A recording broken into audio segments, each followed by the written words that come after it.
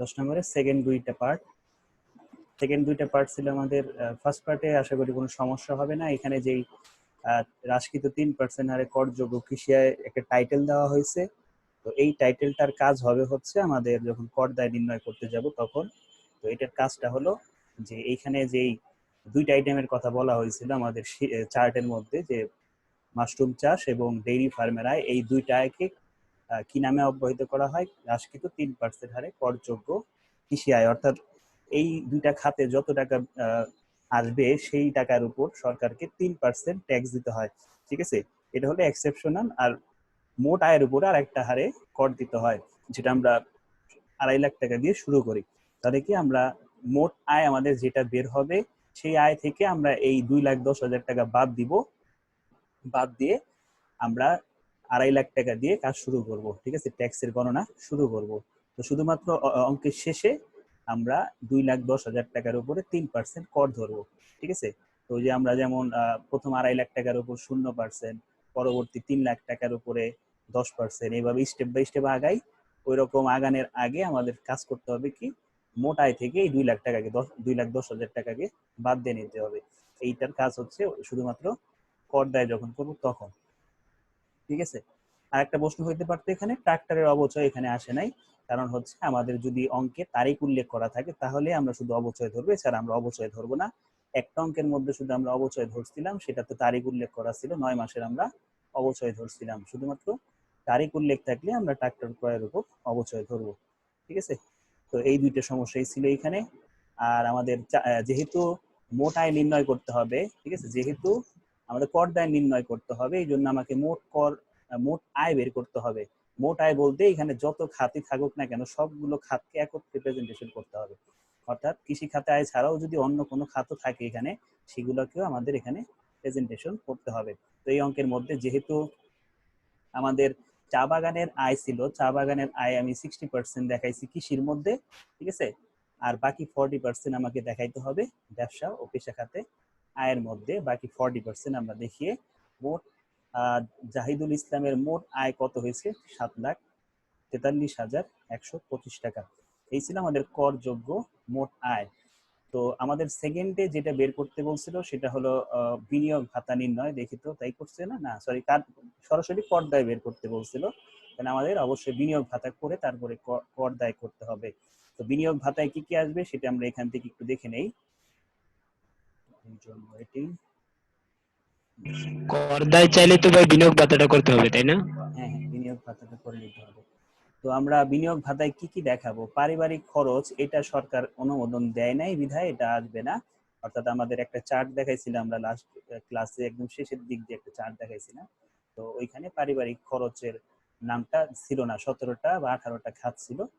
ওই খাতে শুধুমাত্র এগুলো আসবে। অর্থাৎ পারিবারিক খরচ এটা অনুমোদনযোগ্য বিনিয়োগ না বিধায় এটা বিনিয়োগ ভাতায় আসবে না।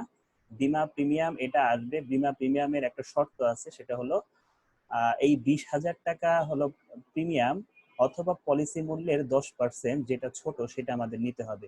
তাহলে পলিসি মূল্য হলো 1,80,000 টাকা, তার যদি আমি 10% করি তাহলে আসবে 18,000 টাকা। 18,000 এবং 20,000 এই দুইটার মধ্যে যেটা ছোট সেটাকে আমার অ্যাকসেপ্ট করতে হবে। ঠিক আছে, আমরা দেখি তাই করছে এখানে। যদি দেখো, জীবন বীমা প্রিমিয়াম 20,000 টাকা, আর শর্তটা হচ্ছে বিমা মূল্যের 10%, অর্থাৎ 18,000 টাকা। দুইটার মধ্যে যে ছোট সেটা আমরা এখানে এনে বসাবো। ঠিক আছে, তারপরে আমাদের কি এন্ট্রি ছিল? ডেইরি ফার্মের গরু ক্রয়, এটা অনুমোদন দেওয়া নাই, এই জন্য এটা আসবে না। উচ্চ শিক্ষার জন্য প্রধানমন্ত্রীর ত্রাণ তহবিলে দান, এই প্রধানমন্ত্রীর ত্রাণ তহবিলে দান এবং রাষ্ট্রপতির ত্রাণ তহবিলে দান, এগুলাকে বলা হয় কর অব্যাহতপ্রাপ্ত দান। এই কর অব্যাহতপ্রাপ্ত দান আমরা যখন কর দায় নির্ণয় করতে যাব তখন এটার কাজ হবে। 5 বছর মেয়াদী সঞ্চয়পত্র ক্রয়, এটা দেখাবো সরাসরি। সরকারি জাকাত তহবিলে দান 22,500 টাকা, এটাও আমরা সরাসরি দেখাবো। গহনা ক্রয় এটা আসবে না, এটা সরকার অনুমোদন দেয় নাই এই খাতে। তা আমরা দেখি এই তিনটে এন্ট্রি দেখছি এখানে: জীবন বীমা, 5 বছর মেয়াদী সঞ্চয়পত্র ক্রয়, আর সরকারি জাকাত তহবিলে জমা। ঠিক আছে, তো আমাদের মোট প্রকৃত বিনিয়োগ আসতেছে। ভাই সরকার কোনগুলো অনুমোদন দিচ্ছে এটা কিভাবে বুঝবো? এটা কি কালকে কালকে গত ক্লাসে আমরা লাস্টের দিকে একটা চার্ট দেখাইছি। এটা বিনিয়োগ আমরা যখন বেতন খাতে আয় করবো তখন দেখবো। হ্যাঁ, আমরা এখানে অল্প কিছু আইটেম শিখতেছি যে এগুলো না। আরো আইটেম আছে, মোট 18টা আইটেম আছে, ওইটা আমরা বেতন খাতে আয়োজন করবো তখন সেগুলো। তো প্রকৃত বিনিয়োগ 1,15,500 টাকা, মোট আয়ের উপর 25%, অর্থাৎ মোট আয় ছিল 7,43,125 টাকা। আর আমাদের শর্ত হচ্ছে যেই মোট আয় হবে তার 25% আমাকে বিনিয়োগ খাতায় দেখাইতে হবে। তাহলে 1,85,781 টাকা আসছে আমাদের মোট আয়ের উপরে কতটুকু বিনিয়োগ করা হয়েছে সেটা। আর সর্বোচ্চ সীমা ছিল, এটাও মুখস্থ রাখতে হবে, 1.5 কোটি টাকা। তিনটার মধ্যে যেটা ছোট সেটাকে আমরা মোট বিনিয়োগ হিসেবে চিহ্নিত করব, ঠিক আছে। আর কর দায়ের যাই লাস্ট পার্ট, যেটা আমাদের এই অঙ্কের করযোগ্য মোট আয়, অর্থাৎ আমি সর্বমোট কত আয় করছিলাম, 7,43,125 টাকা, ঠিক আছে। এটা আমরা বসাবো। আমরা বলছিলাম এই টাকা থেকে কর অব্যাহতপ্রাপ্ত দান, অর্থাৎ প্রধানমন্ত্রীর ত্রাণ তহবিলের দান এবং রাষ্ট্রপতির ত্রাণ তহবিলের দান যদি থাকে সেই টাকাটা আমরা বাদ দিব।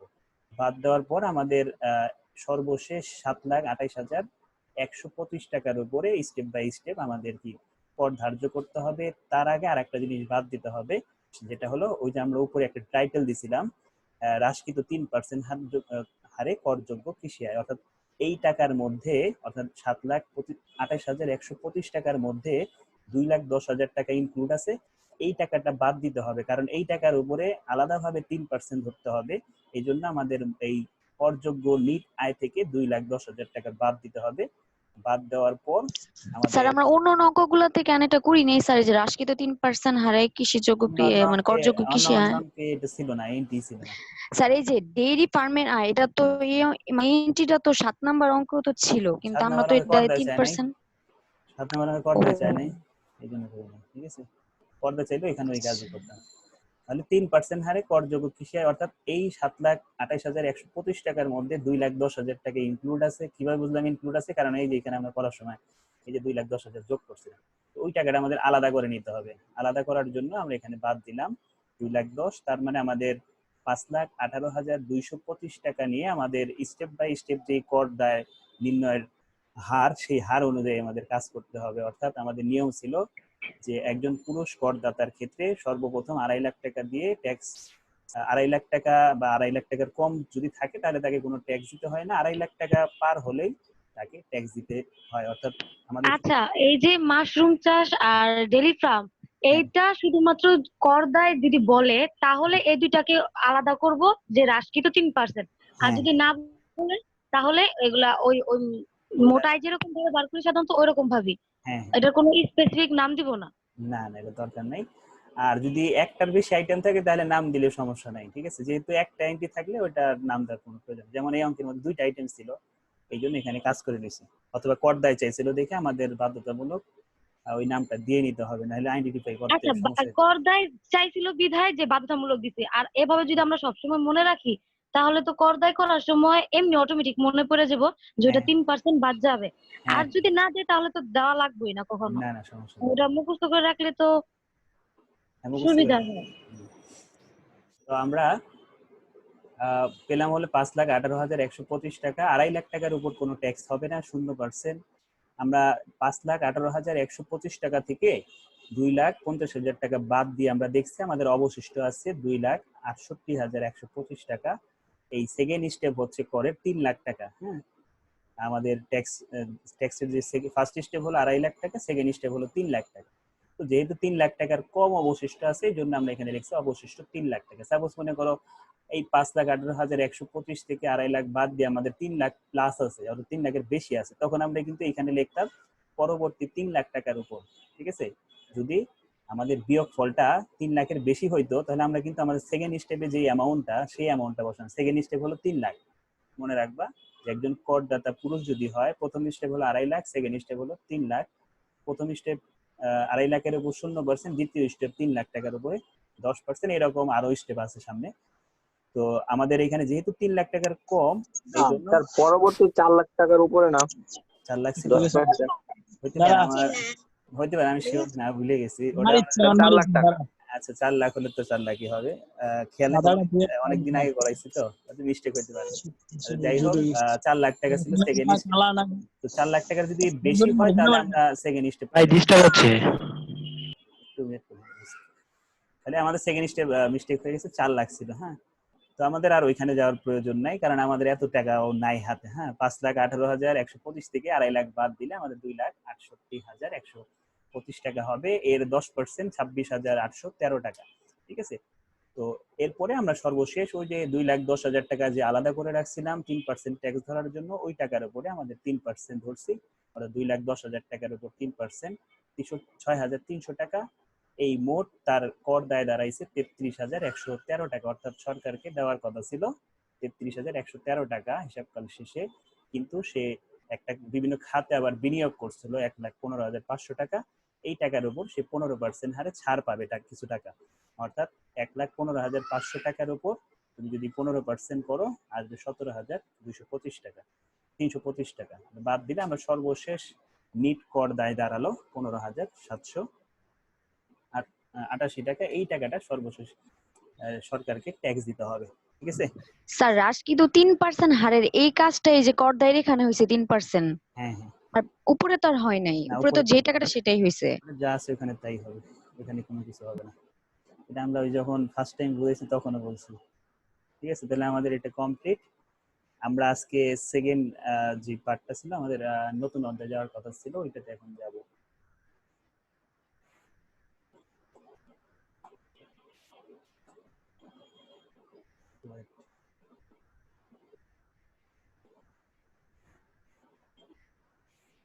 সেকেন্ড হলো অন্যান্য উৎস খাতে।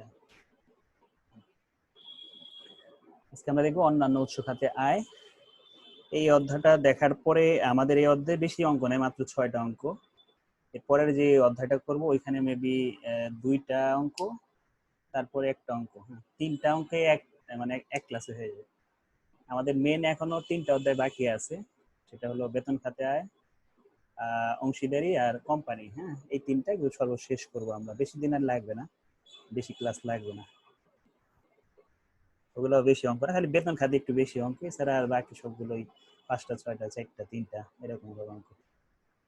তো এটার চার্ট অনেক বড়, কিন্তু অঙ্ক অল্প, পরীক্ষা অঙ্ক আসে ছোট। এই 4টার মধ্যে একটু রুলস বেশি মনে রাখতে হয়। ঠিক আছে, সুদের কাজ আছে, সুদ ছাড়াও অনেক কাজ আছে। তো আমরা একটু দেখে নেই। প্রথমেই আমাদের করদাতার নাম থাকবে, প্রত্যেকটা অঙ্কে যেরকম ভাবে আমরা করি, করদাতার নাম থাকে, আয় বর্ষ থাকবে, কর বর্ষ থাকবে, অন্যান্য উৎস খাতে মোট আয় আমরা এখন নির্ণয় করব। তো অন্যান্য উৎস খাতে আয়ের ধারা হচ্ছে 33, 34। এর আগে আর একটা খাত আছে, আরো 2-3টা খাত আছে, কিন্তু ওইগুলোতে তেমন একটা অঙ্ক আসে না। আসলেও পার্ট বি তে একটা অঙ্ক আসে, সেটা হলো ব্যবসা পেশা খাতে আয়ের অঙ্ক। ওইটা আমরা এই চ্যাপ্টারটা শেষ হলে ওটা দেখবো। ঠিক আছে, ওইখানে মাত্র 2টা অঙ্ক করলেই হবে। তো ঘুরে ফিরে ওই 2টা অঙ্কই, এক বছর না আসলে আরেক বছর, মানে আসলে ওই 2টার থেকে আসে, আর না আসলে তো আসেই না। তো এইটা ভাই, দেখে আমরা ওইটা ধারাটা যদি মানে ভুল হয়ে যায় তাহলে কি পুরো অঙ্কটাই কেটে দেবে? ওইটা স্যারের উপর ডিপেন্ড, পুরো কাটবে না, কিছু মান কমাই দেবে। আচ্ছা, আচ্ছা, তো আমরা ধারা মনে রাখার সিস্টেম হচ্ছে সিরিয়াল বাই খাতায় লিখবা, লেখার অধ্যায়ের নাম লিখলে ধারা এমনি অটোমেটিক মনে এসে পড়বে কার কত। ঠিক আছে, কারণ ধারা ওই সিরিয়াল অনুযায়ী লেখা হয়েছে। 21 থেকে শুরু, 21 বেতন, 22-23 সিকিউরিটি, 24-25 গৃহ, এরকম ভাবে সিরিয়াল ভাবে আসছে। তাহলে আমরা এখন দেখবো অন্যান্য উৎস খাতে আয়, ধারা 33, 34। প্রথমে আসবো, এইখানে কি কি বিষয় আসবে সেগুলো একটু মনে রাখবো। আমরা যারা সিকিউরিটি সুদ খাতে আয় করে আসছি, তো সিকিউরিটি সুদ খাতে আয় ওইখানে শুধুমাত্র আসতো কি সিকিউরিটি রিলেটেড যেই আয়গুলো থাকতো, যেমন বাণিজ্যিক সিকিউরিটি, করবাদ সিকিউরিটি, কর অগ্রিম সরকারি সিকিউরিটি, ঋণপত্রের সুদ, অর্থাৎ সিকিউরিটি রিলেটেড যেই সুদ থাকতো ওইগুলো আমরা এখানে বসাতাম। ওই সিকিউরিটি রিলেটেড ছাড়া যত সুদ থাকবে সবগুলো সুদই আমরা এখানে বসাবো। অন্যান্য উৎস খাতে আয়ের মধ্যে সিকিউরিটি রিলেটেড যে আইটেমগুলো আমরা করে আসি, যারা অলরেডি করে আসে তারা তো দেখলেই বুঝতে পারবে যেগুলো সিকিউরিটি, যারা করো নাই তাদের একটু বলে নিতেছি যে সিকিউরিটি সুদ খাতে আয়ের মধ্যে আমরা শুধুমাত্র সিকিউরিটি নিয়ে কাজ করতাম, অর্থাৎ ঋণপত্র, তারপরে সরকারি সিকিউরিটি, করবাদ সিকিউরিটি, কর অগ্রিম সিকিউরিটি। ঠিক আছে, ওখানে সিকিউরিটি উল্লেখ করাই থাকতো, ওইগুলো ওইখানে আমরা কাজ করতাম। ওই সিকিউরিটি ছাড়া অন্য কোনো কিছুর যদি সুদ থাকে, যেমন ব্যাংক জমার সুদ, স্থায়ী আমানতের সুদ, প্রতিরক্ষা সঞ্চয়পত্রের সুদ, এই জিনিসগুলো আমরা এখানে বসাবো। ঠিক আছে, তো আর আরেকটা জিনিস আসে এখানে, সেটা হলো যত ধরনের লভ্যাংশ আছে লভ্যাংশগুলো আসবে। তো আমাদের অঙ্ক শুরুই হয়েছে লভ্যাংশের কথা বলে। 1 নাম্বার আমরা কি লিখছি, লভ্যাংশ বিভিন্ন ধরনের হইতে পারে, পাবলিক লিমিটেড কোম্পানির লভ্যাংশ হইতে পারে, প্রাইভেট লিমিটেড হইতে পারে, অগ্রাধিকার শেয়ারের হইতে পারে, ইউনাইটেড লভ্যাংশ হইতে পারে, আইসিবি তহবিলের লভ্যাংশ হতে পারে। তো মাথায় রাখবা, যে কোনো লভ্যাংশ কোশ্চেনের মধ্যে যদি দেওয়া থাকে সেটাকে আমাকে আগে কি করতে হবে, মোটাঙ্কিত করতে হবে। মোটাঙ্কিতের বিষয়টাও আমরা সিকিউরিটি সুদ খাতায় শিখে আসছিলাম। তো এইখানে আমি আবার বলে দিতেছি, মোটাঙ্কিতকরণ মানে হচ্ছে তোমার পোস্টের মধ্যে পাবলিক লিমিটেড, প্রাইভেট লিমিটেড বা যে কোনো ধরনের লভ্যাংশ দেওয়া থাকা মানে তোমাকে বুঝতে হবে সরকার 10% ট্যাক্স কেটে রেখে তারপরে তোমাকে কোশ্চেনে টাকা দিয়েছে। অর্থাৎ মোটাঙ্কিতকরণ সংজ্ঞাটা আমরা আগে জেনে নেই, যে নিট সুদকে মোট সুদে রূপান্তর করার প্রক্রিয়াকে সুদের মোটাঙ্কিতকরণ বলা হয়। নিট বলতে কোনো একটা অ্যামাউন্ট থেকে যখন কিছু বাদ দেওয়া হয় সেটাকে আমরা বলি নিট। ঠিক আছে, তাহলে ওই নিটকে আবার পুনরায় মোটে কনভার্ট করার জন্য যে পদ্ধতি অনুসরণ করা হয় সেটাকে বলা হয় সুদের মোটাঙ্কিতকরণ। 1 মার্কের কোশ্চেন আসে তোমাদের। তো সুদের মোটাঙ্কিতকরণের হার এক এক সময় এক এক রকম, এক একটা আইটেমের জন্য এক এক রকম হতে পারে। তো আমাদের এটা এখানে মনে রাখতে হবে যে পাবলিক লিমিটেড, প্রাইভেট লিমিটেড অর্থাৎ যে কোনো ধরনের লভ্যাংশ যদি কোশ্চেনে দেওয়া থাকে তাহলে আমাকে 10% হারে মোটাঙ্কিত করতে হবে। অর্থাৎ কোশ্চেনে যেটা দেওয়া থাকবে যে অ্যামাউন্টটা লভ্যাংশের, তোমাকে বুঝতে হবে সেটা 90% টাকা দেওয়া। ঠিক আছে, সেটাকে তুমি যদি 100% কনভার্ট করতে চাও তাহলে 90 দিয়ে ভাগ 100 দ্বারা গুণ করতে হবে। 90 দিয়ে ভাগ 100 দিয়ে গুণ করা মানে হচ্ছে 9 দিয়ে ভাগ 10 দিয়ে গুণ, অর্থাৎ শূন্য আমি একটা করে কমায় দিতে পারবো, অথবা বোঝার সুবিধাতে তুমি 100 দিয়ে গুণ 90 দিয়ে ভাগ করতে পারবা। আমি আবার বলতেছি, প্রশ্নে যদি লভ্যাংশ দেওয়া থাকে তাহলে তোমাকে বুঝতে হবে সেটা 90% টাকা দেওয়া। ঠিক আছে, অর্থাৎ এই খাতে সরকার 10% ট্যাক্স আগেই কেটে রেখে দেয়। তাহলে ওই 10% যে ট্যাক্স কেটে রেখে দিছিল যেটাকে আমরা বলি উৎসে কর কর্তন, অর্থাৎ জায়গা থেকে সরকার ট্যাক্স কেটে রেখে দিচ্ছে তোমার আয় হওয়ার আগে। হ্যাঁ, আয় যখনই হয়েছে সাথে সাথে তারা ট্যাক্স কেটে রেখে তারপরে তোমাকে টাকা দিছে। তো অর্থাৎ তোমাকে খুঁজে বের করতে হবে তোমার টাকা কাটার আগে কত ছিল। সেটা বোঝার উপায় কি, লভ্যাংশ থাকলে বুঝতে হবে পোস্টে তোমার 90% টাকা দেওয়া আছে। এটাকে 100% কনভার্ট করতে হলে 90 দিয়ে ভাগ করতে হবে, 100 দিয়ে গুণ করতে হবে। যেটাকে আমি একটা শূন্য কমায় দিলে হয় 10 দিয়ে গুণ 9 দিয়ে ভাগ। এটা ছিল লভ্যাংশ। আর এই মোট টাকা বের করার পর, ঠিক আছে, হয়তো 9 সাপোজ ধরলাম 9,000 টাকা কোশ্চেনে দেওয়া, 9,000-কে 9 দ্বারা ভাগ 10 দিয়ে যদি গুণ করি বা 90 দিয়ে ভাগ 100 দ্বারা গুণ করি তাহলে আমাদের আসতেছে এখানে কত, 10,000 টাকা। ঠিক আছে, এই 10,000 আমরা বসাবো, বসানোর পর এখান থেকে আমরা বাদ দিব অকর ধার্য, অর্থাৎ যেই টাকার উপর সরকারকে কোনো ট্যাক্স দিতে হয় না, যতটুকু পরিমাণ টাকার উপর। অর্থাৎ সরকার এখানে নির্ধারণ করে দিছে যে যাই লাভ আসুক না কেন 25,000 টাকা পর্যন্ত কোনো ট্যাক্স দিতে হবে না। 25,000 টাকা যদি বেশি থাকে তাহলে তার উপরে ট্যাক্স দিতে হবে। তো আমরা একটা উদাহরণস্বরূপ বলছিলাম এখানে 10,000 আর এখানে হলো 25,000, বাদ দিলে কিন্তু নেগেটিভ মান আসে। তার মানে এই খাতে আমার কোনো টাকাই আসতেছে না, নেগেটিভটার আমরা এখানে কোনো সময় শো করি না, কারণ আমরা আয় নির্ণয় করতেছি, এখানে নেগেটিভ মান আসবে না। বুঝতে পারছি, এই ছিল আমাদের public limited, private limited, United লভ্যাংশ, এগুলোকে আমরা বলতেছি এই সিস্টেমে। তারপরে যদি মিউচুয়াল ফান্ডের লভ্যাংশ থাকে সেটাও আমাদের একই কাজ করতে হবে। এটা কি সকল ক্ষেত্রে কি 25,000 টাকাই থাকবে এই অকরদার্যটা? হ্যাঁ হ্যাঁ, এটা 25,000 থাকবে। এখানে যে অ্যামাউন্ট গুলো পাবা চার্টের মধ্যে এগুলো একদম ফিক্সড, এগুলো কোনো নড়বড় হবে না। হ্যাঁ, যা আছে তাই থাকবে, পার্সেন্টেজ বলো আর টাকাই বলো না কেন, এটা একদম ফিক্সড টাকা। আচ্ছা, সবসময় কি ভাই নেগেটিভ আসবে ভাই, পজিটিভ আসবো না? পজিটিভ আসলে আসবে, আমরা পজিটিভ বসাবো। মনে করো উপরে 30,000, নিচে 25,000, 5,000 বসাবো, লাস্টে ব্যালেন্স বিয়োগ করে যা থাকে। আচ্ছা, তো এইগুলো গেল মিউচুয়াল ফান্ডের লভ্যাংশ গেল।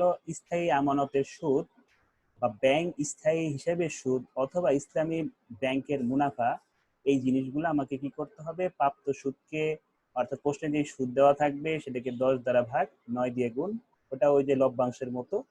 ঠিক আছে, এটাতে কোনো অকর ধার্য নাই, অর্থাৎ এই কাজটা করার পর সরাসরি আমি টাকা বসায় দিব।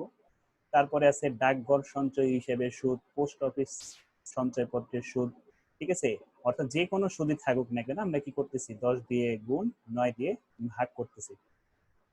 শুধু এটার বেলায় 5%, অর্থাৎ 10 দিয়ে গুণ 9.5 দ্বারা ভাগ বা 100 দিয়ে গুণ 95 দিয়ে ভাগ করতে হবে।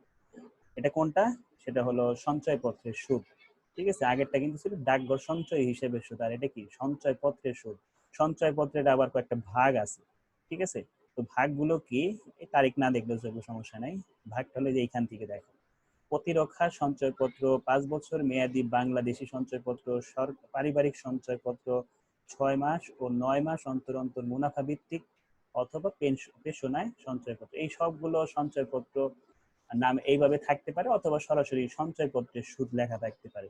ঠিক আছে, তো এই লেখাটা থাকলে আমরা কি করব, এটাকে ১০ দ্বারা গুণ ৯.৫ দ্বারা ভাগ করব, অর্থাৎ এই খাতে ৫% উৎসস্থলে কর কর্তন কেটে রাখা হয়। অর্থাৎ ৫%-এ সহ কত ছিল? 6 মাসের কত মাস? ৬ মাস ও ৩ মাস। ঠিক আছে, ৬ মাস ও ৩ মাস অনুযায়ী। তো এইভাবে লেখা থাকতে পারে আমাদের কোশ্চেনে, হয় সঞ্চয়পত্র সুদ লেখা থাকতে পারে অথবা প্রতিরক্ষা সঞ্চয়পত্র লেখা থাকতে পারে বা ৫ বছর মেয়াদি থাকতে পারে। এগুলো সবগুলা ক্ষেত্রেই আমরা কি করব, ১০ দিয়ে গুণ করব, প্রশ্নে যেই টাকাটা দেওয়া থাকবে, আর ৯.৫ দিয়ে আমরা ভাগ করব। এই ছিল সঞ্চয়পত্রের সুদ। এরপরে অভিনয়, সঙ্গীত থেকে সম্মানী, radio, TV program, talk show এগুলো থাকলে এগুলোকেও আমাদের মোটাঙ্কিত করতে হবে, ১০ দিয়ে গুণ করতে হবে, ৯ দ্বারা ভাগ করতে হবে। এখানে একটা নোট আছে, সেটা হলো ১০,০০০ টাকার বেশি হলে মোটাঙ্কিত হবে। এই কাজটা কখন করব, যখন আমাদের ১০,০০০ টাকার যদি বেশি হয় তাহলে আমরা মোটাঙ্কিত করবো, আদারওয়াইজ আমরা করবো না, সরাসরি কোশ্চেনে যা থাকবে আমরা বসিয়ে দিব। ঠিক আছে, ৭ নম্বরে বলতেছে ডাইরেক্টর বা পরিচালক হিসেবে ফিস। এখানেও আমরা কি করতে হবে, ১০ দিয়ে গুণ ৯ দ্বারা ভাগ করতে হবে। এখানেও আমাদের শর্ত হলো ১০,০০০ টাকার বেশি হলে মোটাঙ্কিত হবে। লটারির প্রাইজ বন্ড, তাস খেলা, জুয়া খেলা, যত ধরনের খেলা আছে, ঠিক আছে। তারপর আরেকটা আছে কারিগরি কৌশল ব্যয়, টেকনিক্যাল নো হাউ কাজ। এই জিনিসগুলোর উপর আমাদের কি করতে হবে, প্রশ্নে যেটা থাকবে সেটা আমরা আগে খাতায় তুলবো। ঠিক আছে, সাপোজ মনে করি ১০,০০০ টাকা দেওয়া আছে, তাহলে আমি এই স্টার মার্কেট জায়গায় ১০,০০০ টাকা বসাবো, আর বাদ দিব কি ৮২C ধারা অনুযায়ী চূড়ান্ত কর দায় পরিশোধ হিসেবে গণ্য। এটার মানে হচ্ছে ওই যে আমরা লিখতাম না বাদ অকরধার্য সম্পূর্ণ, ওই কথাটা না লিখে এইখানে লিখতে হবে। অর্থাৎ কিছু কিছু অঙ্কে আমরা করে আসছি কিন্তু, যে লিখতাম বাদ অকরধার্য সম্পূর্ণ, যেটা আরো কয়েকটা খাতে করে আসছিলাম। তো এইখানে ওই কথাটা না লিখে লিখতে হবে ৮২C ধারা অনুযায়ী চূড়ান্ত কর দায় পরিশোধ হিসেবে গণ্য। অর্থাৎ এই যে লটারির পুরস্কার, প্রাইজ বন্ডের পুরস্কার, এই সম্পর্কে কোন আইনে লেখা আছে সেটা আমাকে, এবং কেন আমি বাদ দিতেছি ওই জিনিসটা এখানে লিখে দিতে হবে। কেন, কারণ এই ৮২C ধারা, অর্থাৎ করের বিভিন্ন ধারা আছে, ওই ধারার ৮২Cর মধ্যে বলা আছে যে এই আয়গুলার উপর কি হবে, কোনো কর ধরা হবে না। ঠিক আছে, অর্থাৎ যেটাকে আমরা লিখতে হবে এইভাবে ৮২C ধারা অনুযায়ী চূড়ান্ত কর দায় পরিশোধ হিসেবে গণ্য। ঠিক আছে, কেন তারপরে স্যার এখানে অকরধার্য লিখলে হবে না? না না, এটা এইভাবেই লিখতে হবে। স্যার এখানে অকরধার্য লেখা তারপর নোটের মধ্যে এটা লিখে দিলে তাও হবে না? তাহলে হবে, তুমি এক কাজ দুইবার করতে যাবো কেন, এইটা স্যার ডিরেক্ট এই ওয়ার্ডটা তো মনেই থাকে না, মনে থাকবে। অকরধার্য। আচ্ছা, রয়্যালিটি থাকবে। রয়্যালিটি বলতে যে পুস্তক লেখে যে আয়টা হয় সেটাকে রয়্যালিটি বলি আমরা। তো এইখানে আমরা বলতেছি যে বাদ দিব ৮২C ধারা অনুযায়ী চূড়ান্ত কর দায় হিসেবে গণ্য। এটাও এখান থেকেও ৮২C ধারা অনুযায়ী চূড়ান্ত কর দায়, অর্থাৎ সম্পূর্ণ টাকাই বাদ দিতে হবে। এবং বাদ দেওয়া বা না দেওয়ার আবার একটা শর্ত আছে, যে পাবলিকেশন থেকে প্রকাশিত বইয়ের ক্ষেত্রে বাদ যাবে না। ঠিক আছে, অর্থাৎ যদি কোনো পাবলিকেশন বা ইয়ের থেকে তুমি প্রকাশ করো সেই ক্ষেত্রে তুমি বাদ দিবা না। অনেকে আছে না নিজে নিজে বই তৈরি করে বিক্রি করে, ওই ক্ষেত্রে বাদ দিতে হবে। কিন্তু যদি কোনো পাবলিকেশন থেকে প্রকাশিত হয় সেই ক্ষেত্রে আমরা সরাসরি রয়্যালিটি যা আছে প্রশ্নে বসায় দিব আমরা খাতায়। আর যদি পাবলিকেশন ছাড়া হয় তাহলে আমাদের ৮২C দ্বারা আমাদের সম্পূর্ণ টাকাটাই বাদ দিতে হবে, ওই টাকার উপর ট্যাক্স ধরা হবে না। অর্থাৎ তুমি একটা নিজে বই তৈরি করছো, কোনো পাবলিকেশনের সহায়তা নেওয়া নাই, ঠিক আছে, বই বের করে বাজারে বিক্রি করতেছো, আয় হইতেছে, ওই টাকার উপর সরকারকে কোনো ট্যাক্স দিতে হবে না। কিন্তু তুমি যদি পাবলিকেশন থেকে করো তাহলে তোমাকে ট্যাক্স দিতে হবে। বন্দিকি ঋণের প্রদত্ত পদেয় ঋণের সুদ।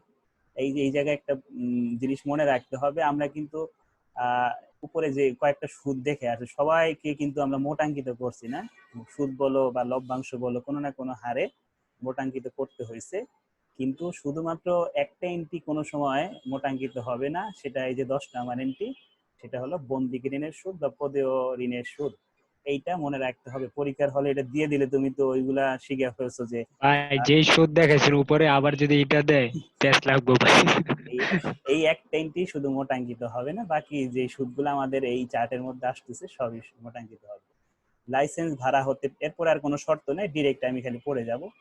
লাইসেন্স ভাড়া হতে প্রাপ্তি, ট্রেনিং প্রোগ্রামের বক্তৃতা দেওয়া পারিশ্রমিক, খাতা দেখার পারিশ্রমিক, তারপরে গৃহ শিক্ষক হিসেবে প্রাপ্ত আয়, তারপরে হচ্ছে পরীক্ষার পর্যবেক্ষণ বাবদ আয়, প্রক্রিয়া আর্টিকেল ও কলাম লেখা থেকে আয়, খেয়াঘাট ইজারা থেকে আয়, ঠিক আছে। তারপরে অকৃষি জমি ইজারা দেওয়া থেকে আয়, রাস্তাঘাট ব্রিজ হাট বাজার এগুলো আসবে। তারপরে অকৃষি আয় কিছু আছে, অর্থাৎ কৃষি রিলেটেড না, কৃষির বাহিরে বনের কাঠ, গাছ বিক্রয়, ফল বিক্রয়, মধু ও মোম বিক্রয়, এগুলো কিন্তু আমরা ওইখানেও দেখে আসছি, কিন্তু যদি ডিরেক্ট উল্লেখ করা থাকে যে অকৃষি আয়, তখন আমরা এটা এখানে আসবে। এছাড়া কিন্তু আমাদের সবসময় এটা কৃষি খাতেই বসাই, ঠিক আছে। যে এইটা যে ফল বিক্রয়, ফুল বিক্রয়, মধু বিক্রয়, এগুলো কিন্তু আমরা ওইখানে শিখে আসছি কি, যেগুলো কৃষি খাতে আয়। যদি সরাসরি উল্লেখ করা থাকে অকৃষি, তাহলে আমাদের এখানে আসবে।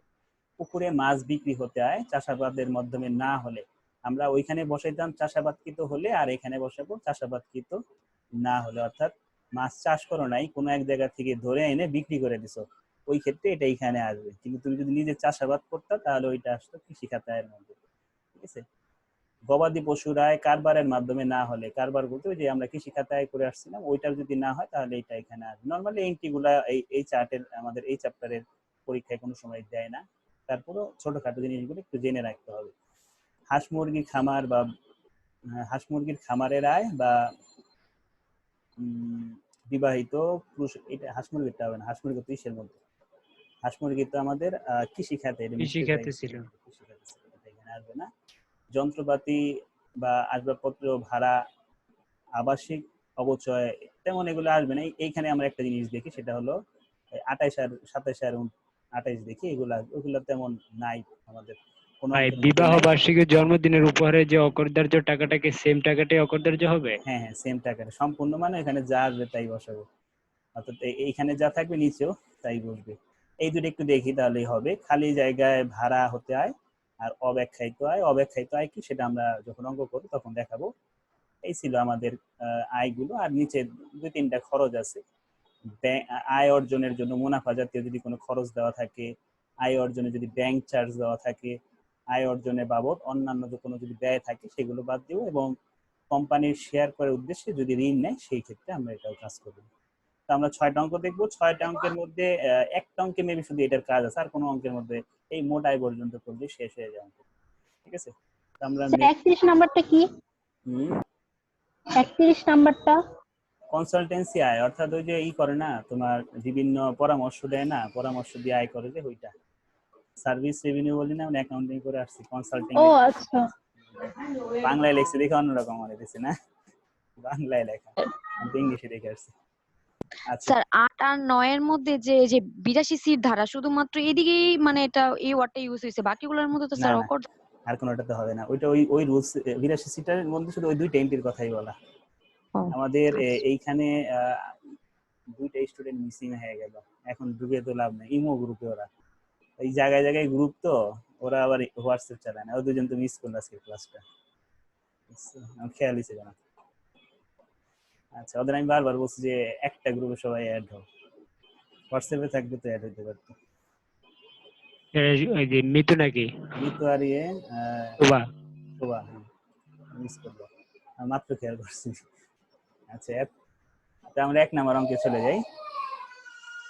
1 নাম্বার অঙ্কে একদম ইজি একটা অঙ্ক, হ্যাঁ। চার্ট কত যত বড় দেখছো, অঙ্ক কিন্তু অত বড় না, অঙ্ক একদমই ছোট। আগে তো চার দেখাই তো কনফিউশনে ফেলাই দিচ্ছে। আচ্ছা, তো চারটা একটু কমে বললাম না ভাই না। হ্যাঁ তোমরা এটা দিব ভাই।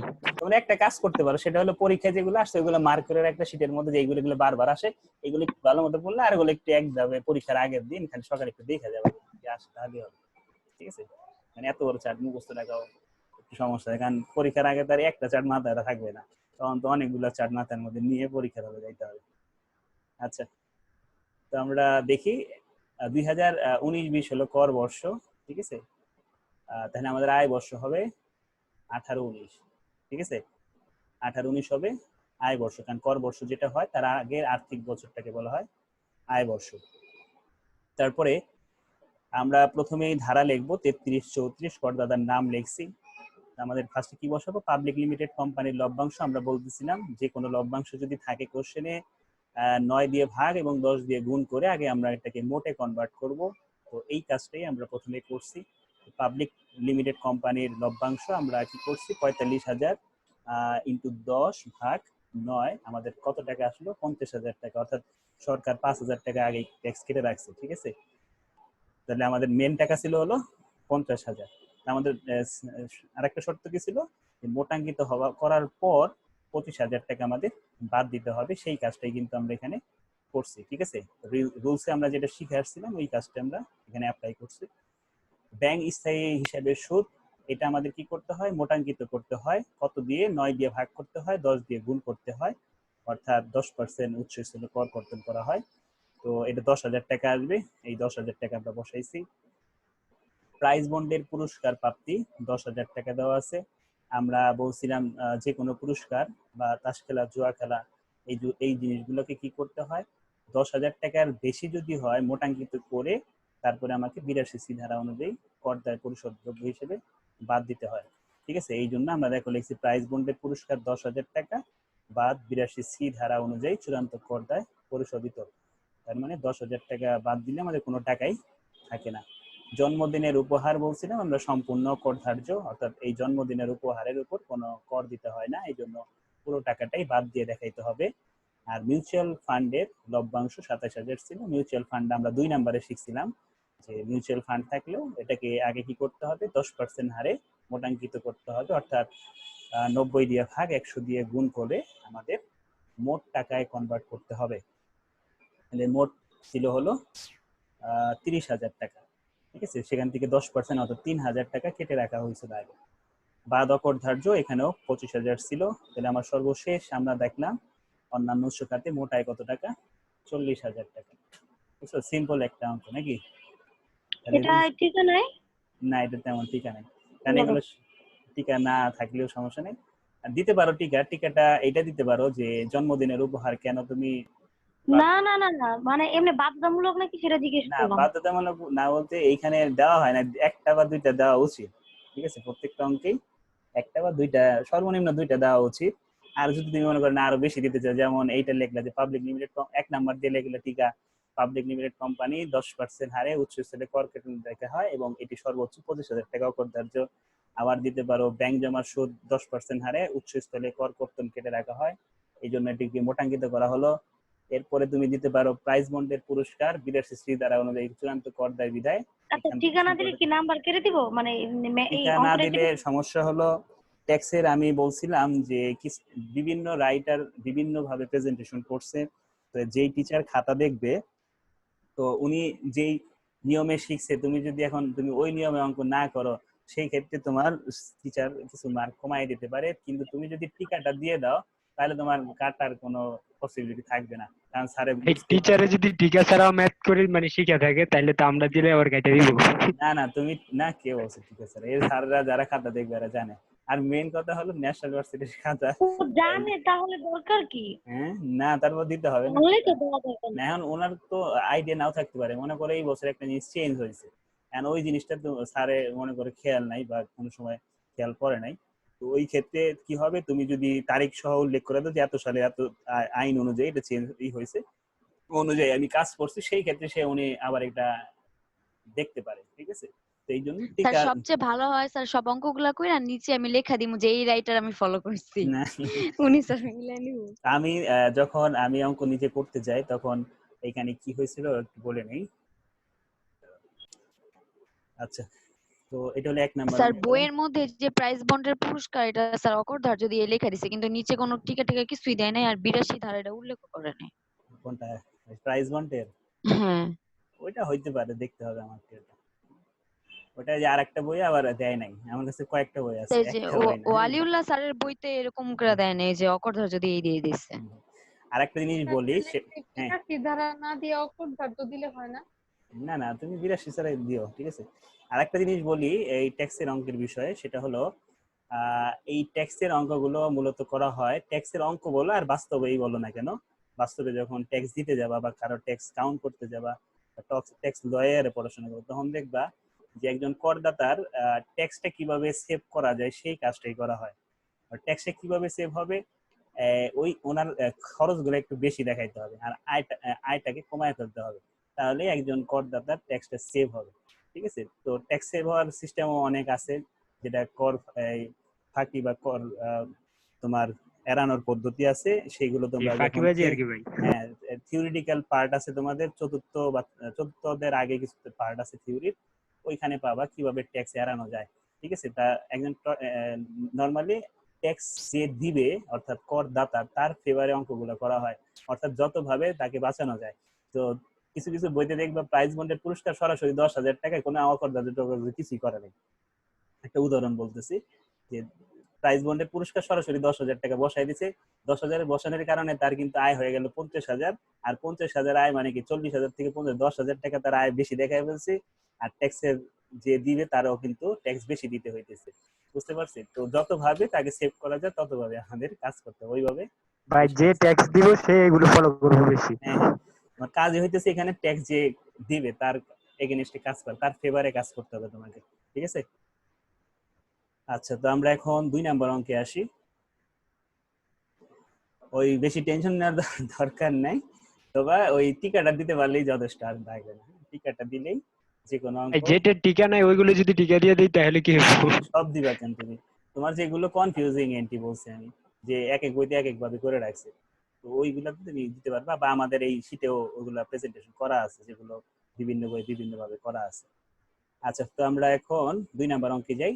নিম্নলিখিত তথ্যাবলী হতে জনাব সাইফের 2019-20 সরি 18-19 আয় বর্ষের অন্যান্য উৎস খাতে মোট আয় নির্ণয় করো। পাবলিক লিমিটেড কোম্পানির লভ্যাংশ, এটা আমরা বলে ফেলছি, মোটাঙ্কিত করতে হবে। কিভাবে? 9 দিয়ে ভাগ 10 দিয়ে গুণ করে তারপরে এখান থেকে 25,000 টাকা বাদ দিতে হবে। ব্যাংক জমা সুদ 9 দিয়ে ভাগ 10 দিয়ে গুণ করে বসাইতে হবে। প্রাইভেট কোম্পানির লভ্যাংশ, এটাকে কি করতে হবে? 9 দিয়ে ভাগ 10 দিয়ে গুণ করতে হবে।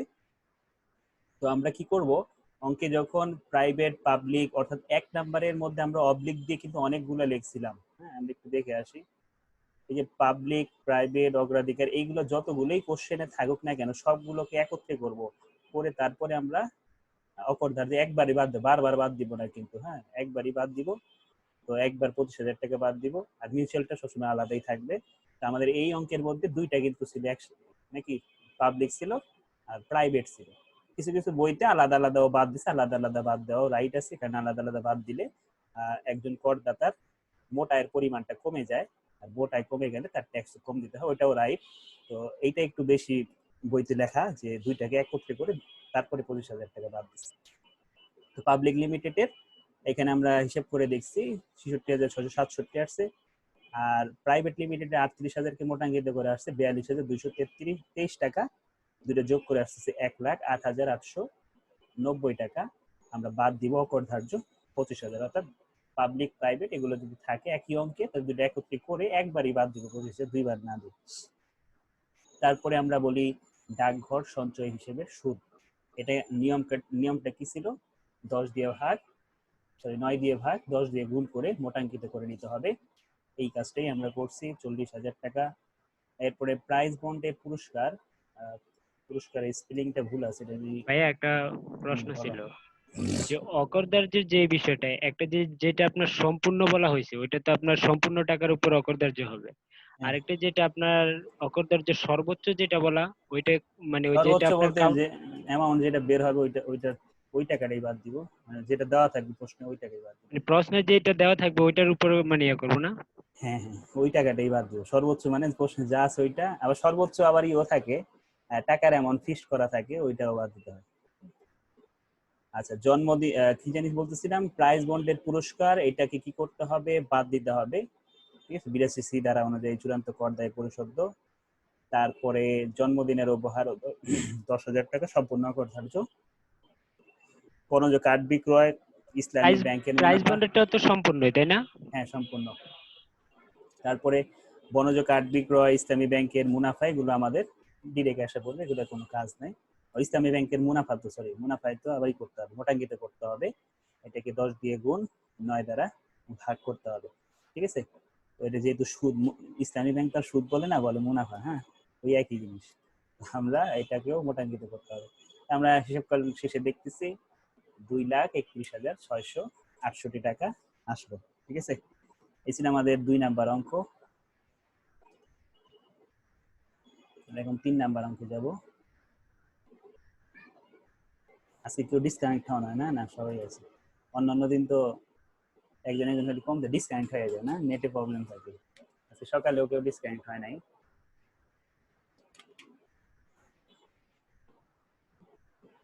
3 নাম্বার অঙ্ক।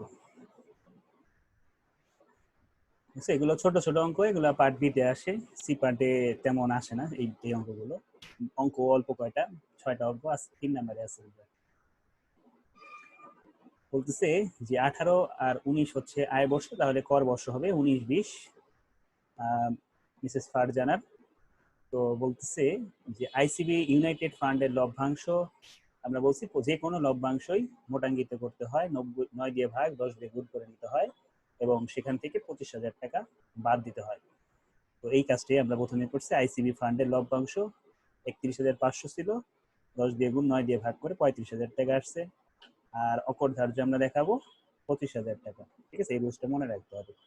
5 বছর মেয়াদি বাংলাদেশের সঞ্চয়পত্র হতে আয়, আমরা বলছিলাম যে কোনো সঞ্চয়পত্র হতে আয়, এটাকে কি করতে হবে, 95 দিয়ে ভাগ 100 দ্বারা গুণ, অর্থাৎ 9.5 দিয়ে ভাগ 10 দিয়ে গুণও দেওয়া যেতে পারে, একই কথাই।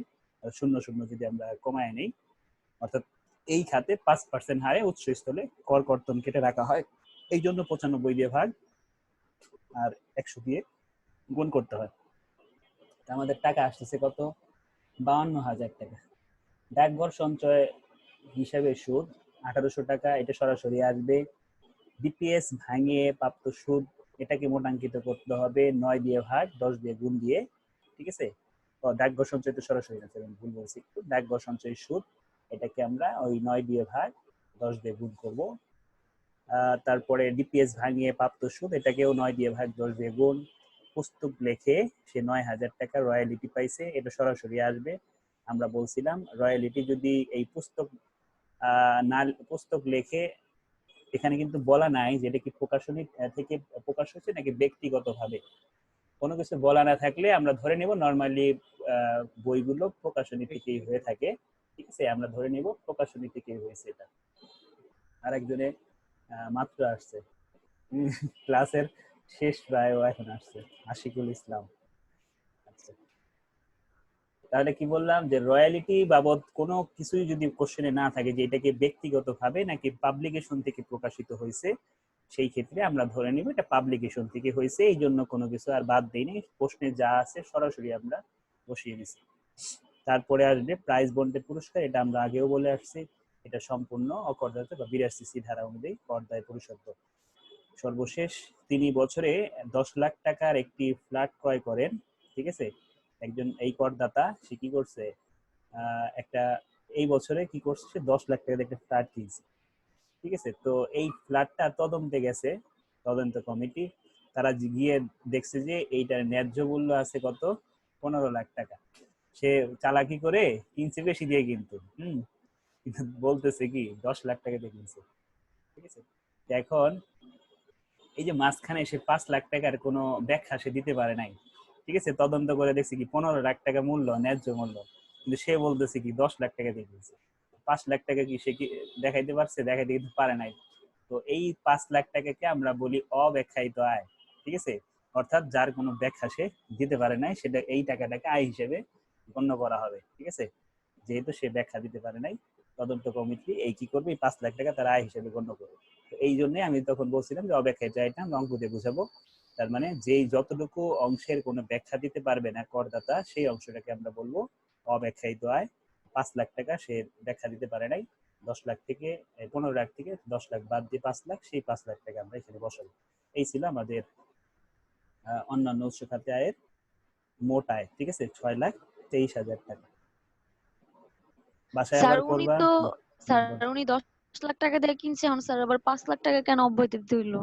ওই যে কি বললাম যে যতটুকু অংশের কোনো ব্যাখ্যা দিতে পারবে না, অর্থাৎ ন্যায্য মূল্য ছিল 15 লাখ, কিন্তু সে দেখাই দিচ্ছে 10 লাখ, সেইখানে বাটপারি করছে, একটা বাটপারি। বাটপারি করছে, এইটা স্যার তার সত্যি কথা তো বলতে পারে স্যার, কেন মিথ্যাবাদী না না তাকে ধরা হবে?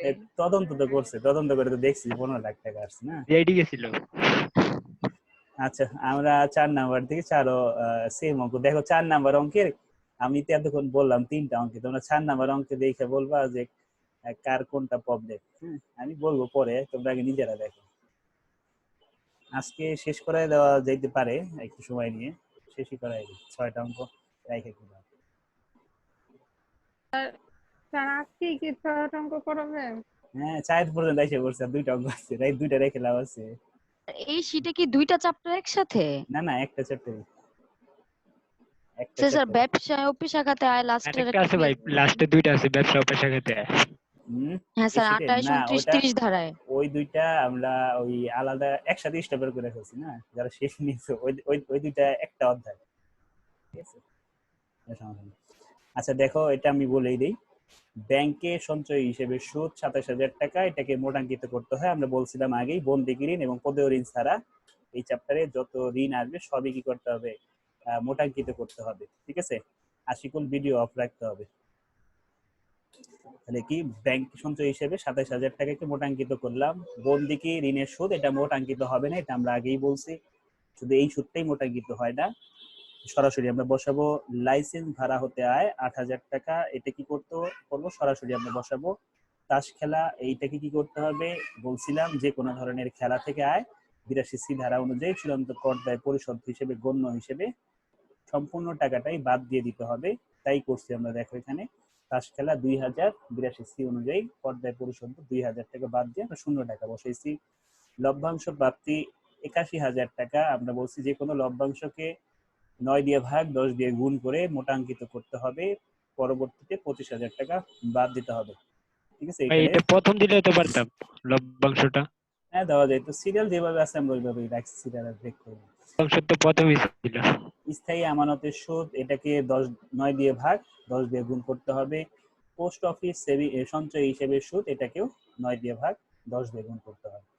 বুঝতে পারছি? এই লভ্যাংশের মতো সুদের টাকাটা সকল একসাথে করে 10 দিয়ে ভাগ 9 দিয়ে করা যায় না? না না, ওভাবে অ্যামাউন্ট সেম আসবে না, অ্যামাউন্ট চেঞ্জ হয়ে যাবে, ঠিক আছে? অত শর্টকাট করলে আর সমস্যা আছে, ঠিক আছে? আমি যেভাবে রুলস গুলা বললাম মুখস্থ, তোমাদের ওইভাবে মুখস্থ বলতে হবে। একটা লাইন পড়বা এবং সাথে সাথে বলতে হবে এটার কাজ কি। আমাদের 2টা অঙ্ক আছে, 2টা অঙ্ক প্রায় সেম। আমরা একটা তোমাদের কাজ রাখবো 5, আমি 6 করাবো। একটা আশার শুধু কাজ কাজ, দিয়ে দেন ভাই। একটা শুধু কাজ দিব, সেটা হলো 5, আমি 6 করাবো। 6টা একটু বড়, 6-এর মধ্যে সব আছে। 6-এর মধ্যে সব আছে, আমাদের যে সময় আছে ওই সময় শেষ হয়ে যাবে। তো আমরা দেখি কি করতে হয় এটাতে। মিস্টার মজিবুল হক, বড় করে নেই, মজিবুল হকের 2018-19 হলো আয় বর্ষ। তা আমরা আয় বর্ষ লিখবো 2018-19 এবং কর বর্ষ লিখবো আমরা 2000।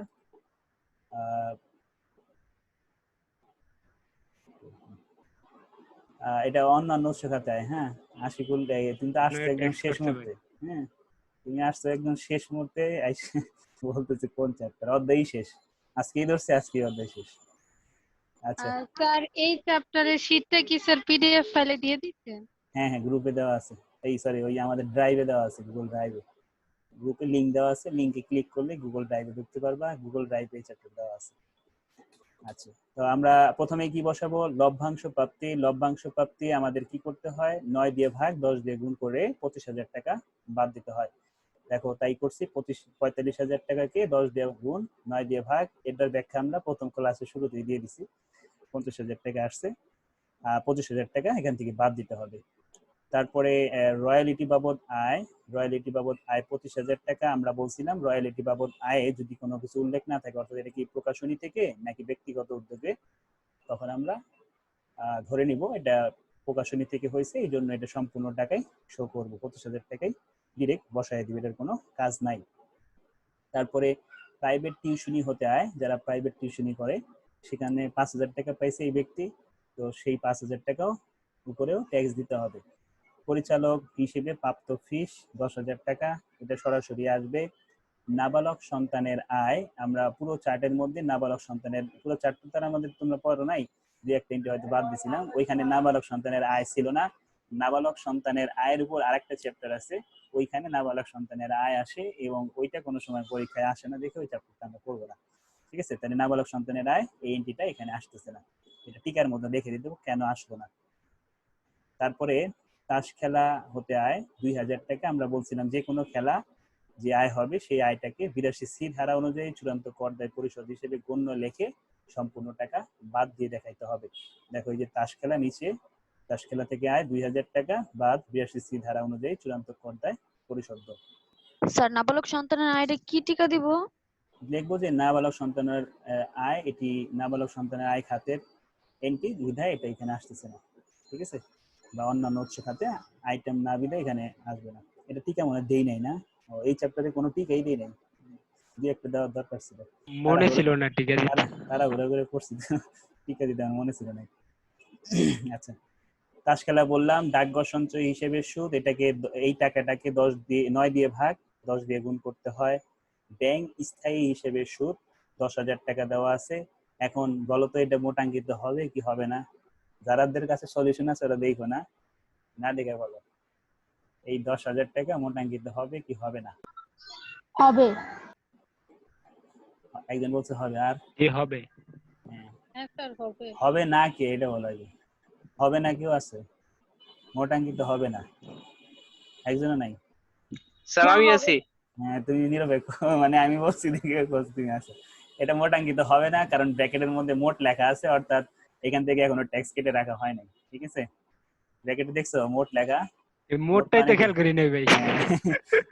এই মোট মানে হচ্ছে ট্যাক্স এখনো কাটে নাই ট্যাক্স, তো আমাদের আর মোটাঙ্কিত নতুন করে করতে হবে না, সরাসরি আমরা 10,000 টাকাই বসাবো। যে হ্যাঁ বলছি না বলছিল যে মোটাঙ্কিত হবে না, সে তো নিরপেক্ষ ব্যক্তি। না, ও তো প্রথমেই ক্লাস মিস করছে, বুঝবো কেন যে করতে হবে স্যার আমি তো বলছি হবে। না, কি মোটাঙ্কিত হবে বলছো? তুমি তো তাহলে যাই হোক হবে না বলছো, আমি বলছি হবে। ও ও না না তো হবে না বলছি, আমি তো সেকেন্ড অপশনে ছিলাম। আমি তো তুমি বুঝতে না হা না করছে না। স্যার আচ্ছা, আমি তো অঙ্কে বুঝি না। এটাই তো, তুমি না বুঝেই বলে ফেলছো যে 10 নম্বর পাইলেছে ভাই। বিপরীতে গেছে, যে আমি একটু উল্টা যাই দেখি হয় কিনা আমার, একদিকে।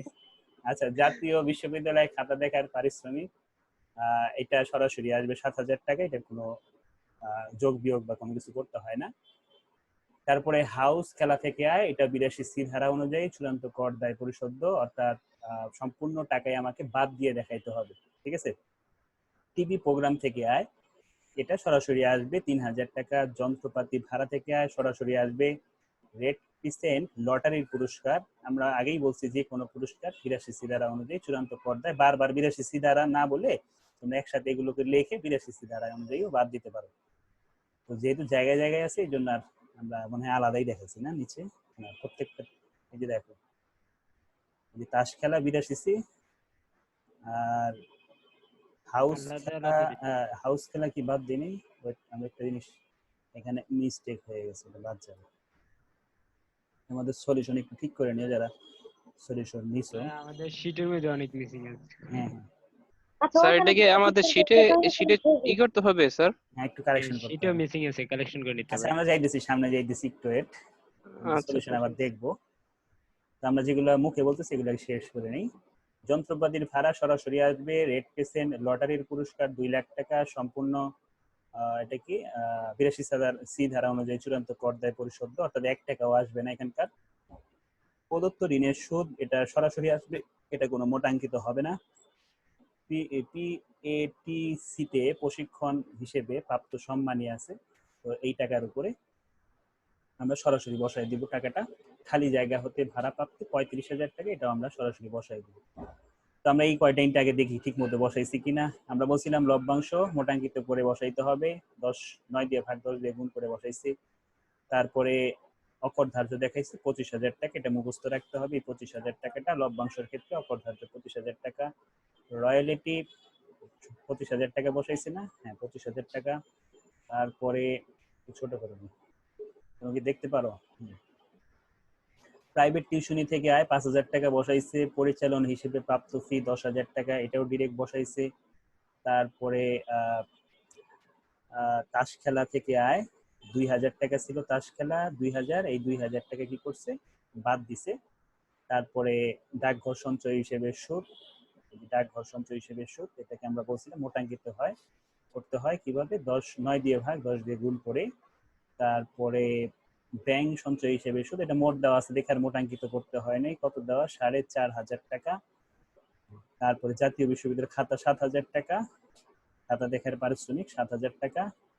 এরপরে ছিল আমাদের হাউস খেলা, টিভি প্রোগ্রাম, এগুলা হাউস খেলা 3,000 টাকা, 3,000 টাকা বাদ দিছি, এই স্ক্রিনে দাগ দিতেছি কেন, হাউস খেলা 3,000 টাকা। আর হচ্ছে কি সেখান থেকে সম্পূর্ণটাই আমরা বাদ দিব 82 ধারা অনুযায়ী, 3,000 থেকে 3,000 বাদ দিলে 0 টাকা আসবে। ভাই ব্যাংক স্থায়ী সুদ এটা কত টাকা আসবে? 10,000 ব্যাংক, না? হ্যাঁ 10,000 টাকা। কত দিছি এখানে আমরা, কত লেখা হয়েছে ভাই? আমরা কি লিখছি এখানে, জি ভাই আমাদের এখানে বলে 0, 5,000, সিরিয়াল ঠিক আছে, 4.5, 5 হবে এটা। তারপরে স্থায়ী, ব্যাংক স্থায়ী 4.5 কেন দিচ্ছে, ও ঠিক আছে, ডাকঘর একটা হ্যাঁ ভুল হয়েছে এখানে। এখন এইখানকার যোগফলটা আমাকে একটু দেখতে হবে, যোগফলটা একটু করো তো কেউ এখানে বসে করে আমাকে বলো তো ওইটাই কিনা।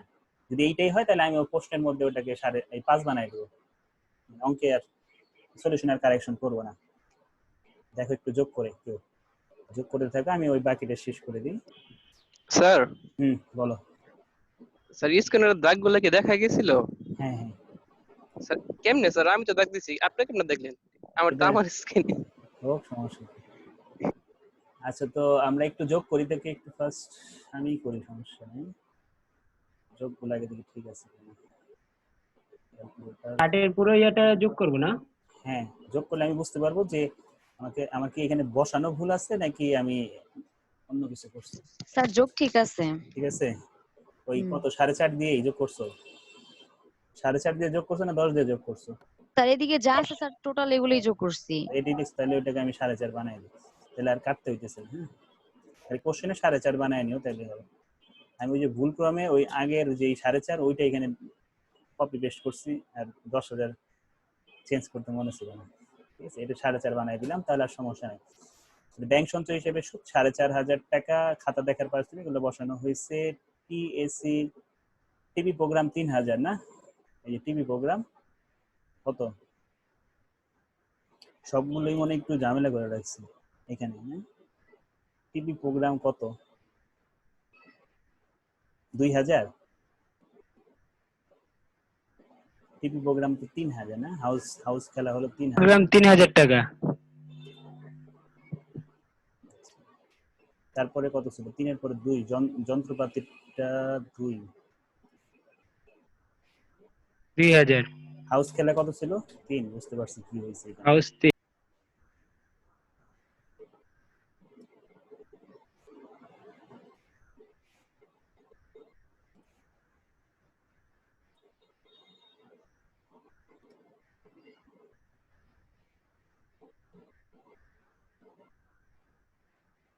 টিভি প্রোগ্রাম, এখানে ওই যোগই ঠিক করতে হবে আমাকে। টিভি প্রোগ্রাম 3, হাউস খেলা 3, টিভি প্রোগ্রাম 3, তারপরে যন্ত্রপাতি 2, তারপরে যন্ত্রপাতি 2, হ্যাঁ ঠিক আছে। তারপরে রেড ক্রিসেন্ট 2 লাখ টাকা, রেড ক্রিসেন্ট 2 লাখ সম্পূর্ণ অপরদার, এটা ঠিক আছে। তারপরে আমাদের 4,000 হলো প্রদেয় ঋণের সুদ, 4,000, এবার মানে ঠিক আছে। তারপরে আমাদের পিটিসি এ ট্রেনিং আছে 5,000, হ্যাঁ ঠিক আছে 5,000। বক্তৃতা দেওয়া থেকে কত আসছে, বক্তৃতা 2,000 আসছে। খালি জায়গায় ভাড়া আসছে 35,000 টাকা, ঠিক আছে এইবার ঠিক আছে, এখানে আমাদের একটু মিস্টেক হয়েছিল। আর আমাদের অঙ্কে আরেকটু মিসিং আছে, সেটা হলো আমরা এইখানে খেলার আয়, এটা আমাদের ওই 10,000-ই রাখো, হ্যাঁ আমরা ওই যোগ ওইখানে ঠিক করি, ভুলটা আমাদের ওই সলিউশনেই হয়েছে বেশি, এই জন্য কারেকশন করি। 4,500 লিখলাম। না ওটা 5,000, 10,000-ই রাখো, আমি এইখানে একটু কারেকশন করে দিতেছি। আমাদের ভুলটা হয়েছে সলিউশনের মধ্যে, সলিউশনে আরো দুই একটা এন্ট্রি নিচে লেখা বাকি আছে, বাদ পড়ে গেছে। দেখো এই পর্যন্ত কিন্তু আমরা বসাইছি খালি জায়গায় ভাড়া হতে হয়। তো নিচে আরো কয়েকটা এন্ট্রি ছিল। একটা হলো অনুসন্ধানে জানা যায় তিনি তার স্ত্রী নিয়ে ভারতের দার্জিলিং এ ভ্রমণ করেন। সেখানে স্ত্রীর জন্য 50,000 টাকা এবং মেয়ের জামাইয়ের জন্য 30,000 টাকার মালামাল ক্রয় করেন, যার তিনি সঠিক ব্যাখ্যা দিতে পারে নাই। তাহলে আমরা কি লিখবো? অব্যাখ্যায়িত আয় নাম টাইটেল দিব। হ্যাঁ, আমি অব্যাখ্যায়িত আয়টা এখান থেকে কপি করে নিই। কোনটার মধ্যে জানি, তাহলে দুইটা অব্যাখ্যায়িত আয় পেলাম আমরা। এক হলো দুইটা একসাথে যোগ করে দিব অব্যাখ্যায়িত আয়। কি কি পাইছি? পাইছি হচ্ছে 50,000 টাকা স্ত্রীর জন্য আর জামার জন্য 30,000 টাকা মালামাল, টোটাল 80,000 টাকা। 50,000 যোগ 30,000, এখানে টোটাল হবে 80,000 টাকা।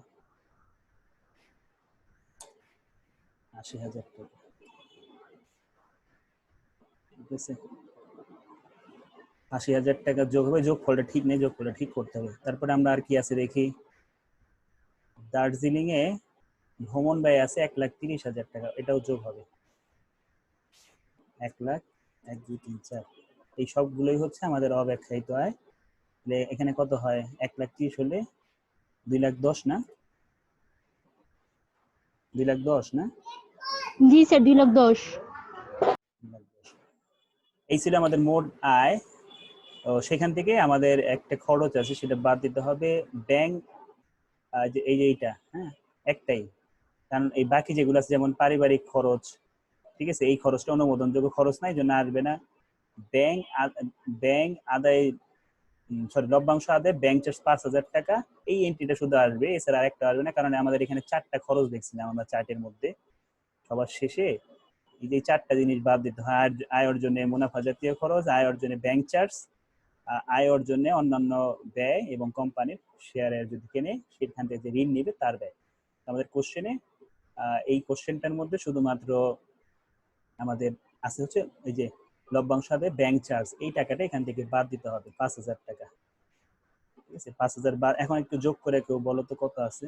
শুধু একটা এন্ট্রি বাদ যাবে, বাদের জন্য আমি ব্র্যাকেট দিয়ে দিলাম। এখন দেখো কারেকশনটা কত হয়। 2,99,000 টাকা। দেখতেছি, বাদ